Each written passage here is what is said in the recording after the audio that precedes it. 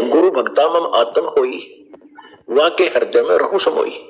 गुरु का भक्त मेरी आत्मा होगा, और जो गुरु से विमुख हो गया, कहते हैं गुरु सतगुरु विमुखा युग युग रोवे, और मानुष जन्म पाके खोए। तो हमने गुरु जी के साथ संबंध अपना गुरु और शिष्य का यानी एक विशेष लगाव, जैसे परमात्मा ने कहा है कि गुरु मानुष कर जानते ते नर कहिए अंध, महादुखी संसार में फिर आज्ञा काल के फंद। तो गुरु जी को आप जी ने कहते हैं मम संत मुझे जान।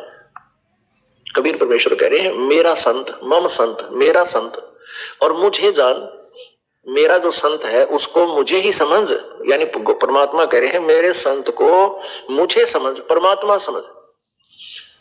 मम संत मुझे जान मेरा ही स्वरूपम। तो जैसे गणित में एक ऋण का प्रश्न होता है, उसमें मूलधन ज्ञात करना होता है,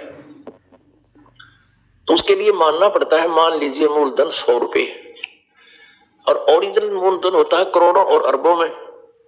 वो 100 रुपये मूलधन नहीं होता, लेकिन उसको मूलधन मानने बिना वो ओरिजिनल ना मिले, वो प्रश्न हल हो नहीं सकता।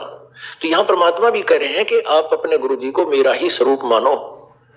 तो मान लीजिए मूलधन 100 रुपये, तो आप जी जैसे परमात्मा के लिए भटक रहे हो और प्रभु आपके समक्ष आ जाते हैं, तो आप कैसा व्यवहार करोगे?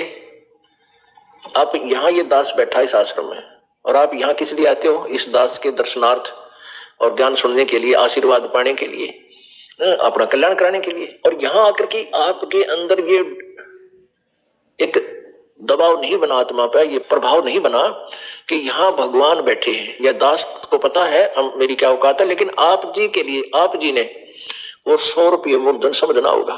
फिर आप जी ये सोचो, मान ली इस दास के स्थान पर परमात्मा होते और तुम फिर भी बकवाद मन में भी सोचते या यहाँ कोई गलती करते, क्या कर सकते? या भक्त कर सकता है ऐसी गलती? फिर वो भक्त नहीं हो तो दुष्ट आत्मा अपना टाइम वेस्ट करने आया, पास नहीं वेस्ट करना है।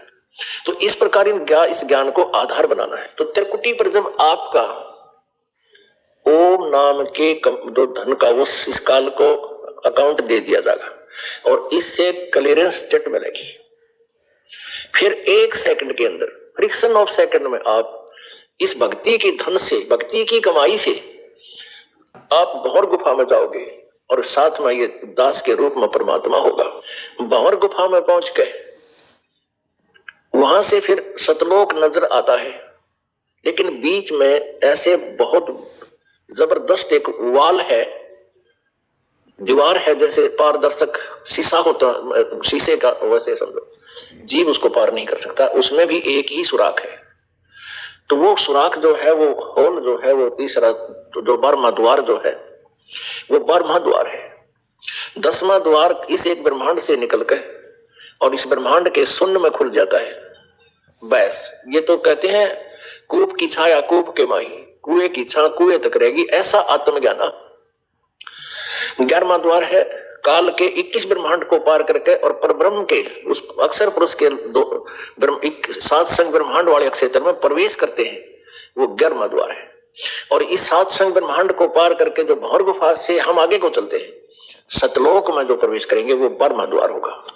तो 12वां द्वार वहां जाकर के कबीर परमेश्वर पूर्ण ब्रह्म इस दास के साथ में आपके पास होगा, और आपका वहां वो गेट खुल जाएगा। और उस जो दूसरा मंत्र है सतनाम में 2 अक्षर का ही, उस दूसरे मंत्र का जाप की कमाई वहां पर ब्रह्म के अकाउंट में उसको दे देंगे, और वो देते ही फिर ऊपर का वो 12वां द्वार खुल जाएगा। फिर 12वें द्वार को पार करके हम सतलोक में प्रवेश कर जाएंगे। इस तरह हमारा यहाँ से मोक्ष होगा। अब यहाँ जब हम मृत्यु होगी, ये तो अंडरस्टूड है कि हमने मरना तो होगा ही होगा। तो हमारी फिर लास्ट में जो ये ज्ञान है आप जी के हृदय में समा होगा। फिर आप यहाँ की किसी भी वस्तु में मोह नहीं कर सकोगे, चाहते हुए भी नहीं कर सकोगे, क्योंकि एक तो भक्ति का प्रभाव इतना होगा। और आप फिर बुढ़ापा आ जाएगा। बुढ़ापा वैसे तो कहर है जिसके पास नाम भक्ति नहीं है, ज्ञान नहीं है, सतत्व ज्ञान नहीं, और वरदान है आपके लिए, क्योंकि आप बुढ़ापे में क्या बीतता है इसके साथ। बुढ़ापे में शारीरिक दुर्बलता और कई प्रकार के रोग, आंखें तो दिखे नहीं, दांत रहे को नहीं, काना तो सुने नहीं, चला जाना उठा जा, कभी भड़क सारे शरीर में चीस लगी रहे।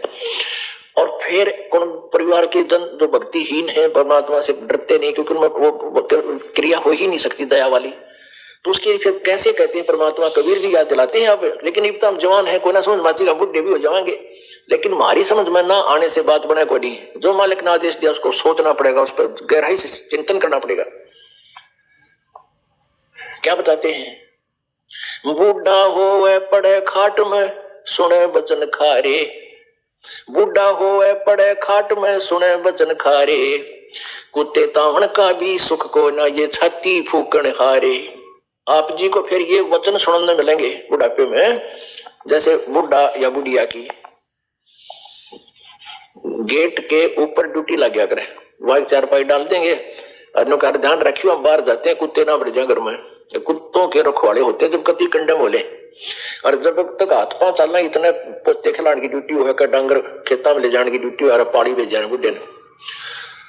तो फिर बुढ़ापा आ जाता है, जैसे कोई पानी खेत में चलेगी पुत्र वधू या कुएं से जल लाते थे उस समय की बातें हैं। तो पुत्र वधू घर पर आई, कितना कुत्ते बढ़ रहे थे, कुत्ते तो गुद मस्ता रहे करें, कितना रोटी खंडा दी, कितना थोड़ा बहुत दूध था वो भी पी लिया होगा। तो पुत्र वधू फिर उन कुत्तों का छो बुढ़ा बुढ़ी बताया करें। उसको क्या कहती है कि परमात्मा कहते बूढ़ा हुआ पड़े खाट में फिर सुने बचन खारे। ये कड़वे बोल सुनेगा कि कहेगी वाह कि कुत्ते ताउन का भी सुख को ना तुम छाती फूकण आ रहे, तेरे कुत्ते तुम कुत्तों को भी नहीं हटा सकते, हमारी छाती फूक दी, मेरी आत्मा दुखाओ तुम। तो बुढ़ापा फिर इसलिए आपको एक वरदान होगा जिनको उपदेश प्राप्त है, क्योंकि फिर आपका मन अपने आप हटेगा। एक तो ज्ञान से, फिर भक्ति का धन आपके साथ होगा, और फिर ये खारे वचन तुम्हारे लिए वरदान बनेंगे आपके लिए, यहां से कति मन हट जाएगा। और फिर सुरती कहां लगेगी, फिर आत्मा में कैसी कसक बनेगी, कोट जन्म तन भर मत होगे कुछ ना हाथ लगा रे, कुकर सुकर खरबा बोरे कौआ हंस गुगारे। ये बातें याद आएंगी। और फिर मान ले फिर जन्म हो गया तो ये प्रोसीजर फिर शुरू, विवाह ना होया तो चिंता, हो गया तो फिर बड़का की चिंता, बच्चे ना हुए तो चिंता, और हो गए एक आधा मर गया कोई बच गया।